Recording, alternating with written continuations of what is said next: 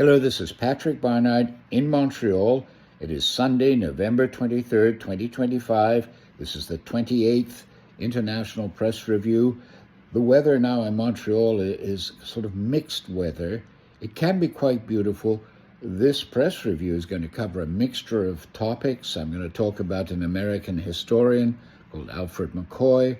I'm going to talk about the waning of American power in the world. It's slow, this ebb, but quite discernible. This past weekend has been a real example of the waning of the United States power.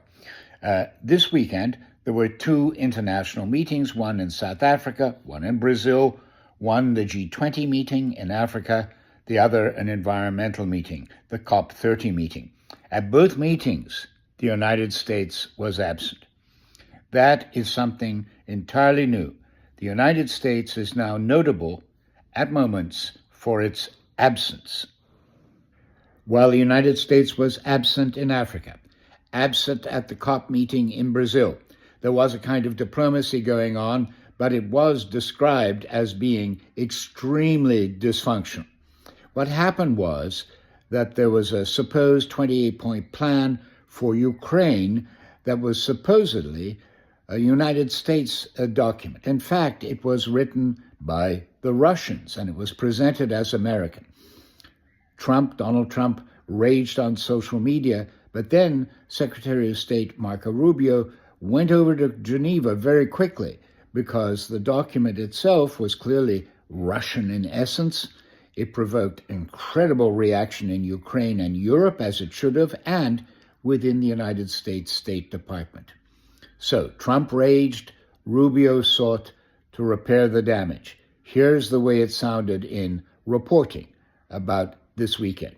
Hello and welcome, I'm Martin Croxall. President Trump has blasted Ukraine for being ungrateful for US assistance in the war with Russia. The US president posted this message on social media, again criticising Ukraine's ingratitude for US assistance. Writing that the war is a loser for everyone, he added, Ukraine's leadership has expressed zero gratitude for American efforts. He goes on to say, Europe is continuing to buy Russian oil, while the US is selling massive amounts of weapons to NATO. President Trump's statement comes as a new round of talks involving American, Ukrainian and European delegations was taking place in Geneva. A little earlier, the US Secretary of State Marco Rubio and the US Army Secretary Dan Driscoll left the venue where the meetings were happening.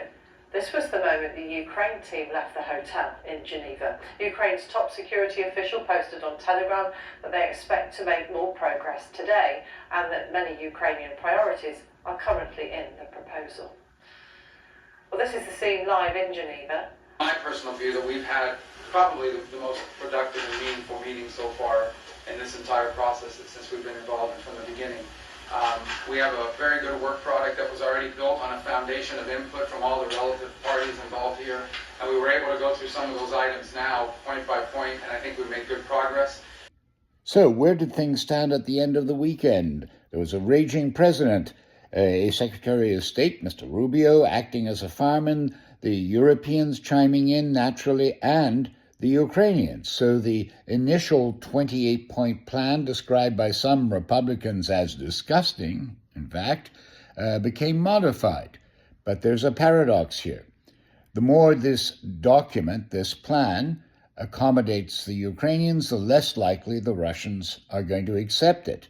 And if it reflects the Russians' priorities, the Ukrainians won't accept it. So the net result of the weekend was a paradox, a standoff. Well, it is now several days later. It's the middle of the week, Wednesday, November 26th, and the situation, however, is still much the same as it was at the end of the weekend. Ukrainians are reported to be feeling very weary of the war and very worried about being sold out. The characters in this flimsy diplomatic script would be deeply ironic were it not for the fact that many fine young lives and older lives too are being lost in this situation.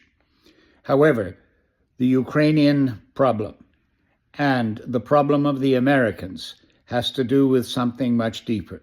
and that is the slow, inexorable recession of America's place as the number one hegemon.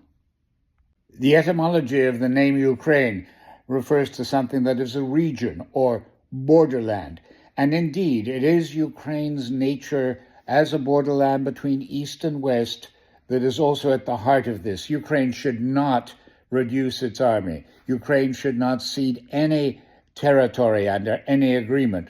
Why? Because that would only reward Putin for his corrupt use of force majeure. We are now at Thursday, November 27th, and it seems for the moment that Ukrainian diplomacy has meant that the country of Ukraine will not find itself in the position of being the one that refuses any possible plan for peace. At the present time, today, it is Russia who's saying that it will not stop fighting under the terms held forth.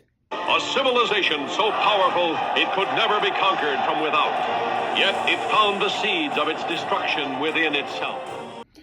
Ancient Rome has remained the historical model of empire, but the story of how that empire's power waned and how it changed is an extremely difficult one to tell.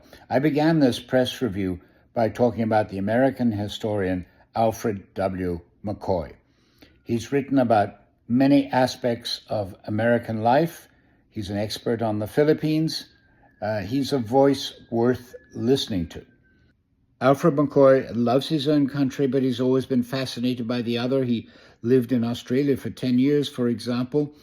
He loves his country, but he thinks it is an empire. In fact, the biggest, largest, most powerful empire that has ever existed, with more than 700 military bases spread around the world.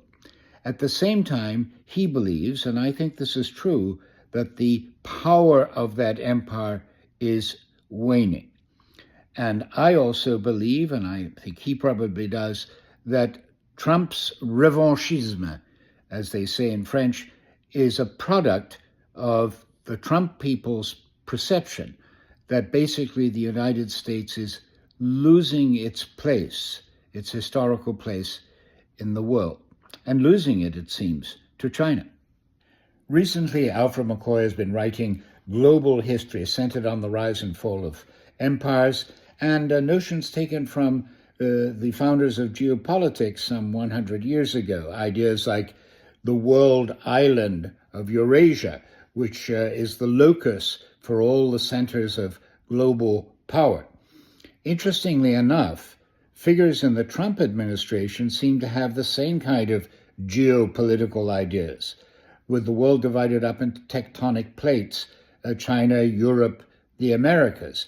And the Trump administration seems to be ceding the control of the world island of the European sphere increasingly to the Russians, which would leave a world dominated by China, Russia, and the United States, with the United States asserting its control over the Americas with a kind of Monroe Doctrine 2.0.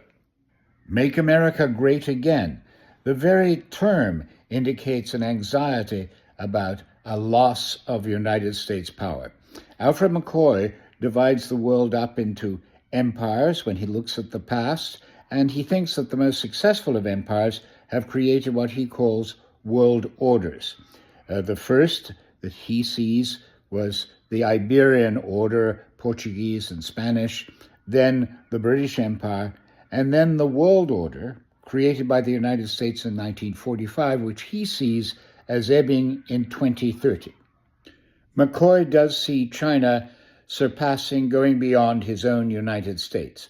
But at the same time, he also thinks very strongly that China, unlike the US, will not be able to create a new world order because of its hyper-nationalism.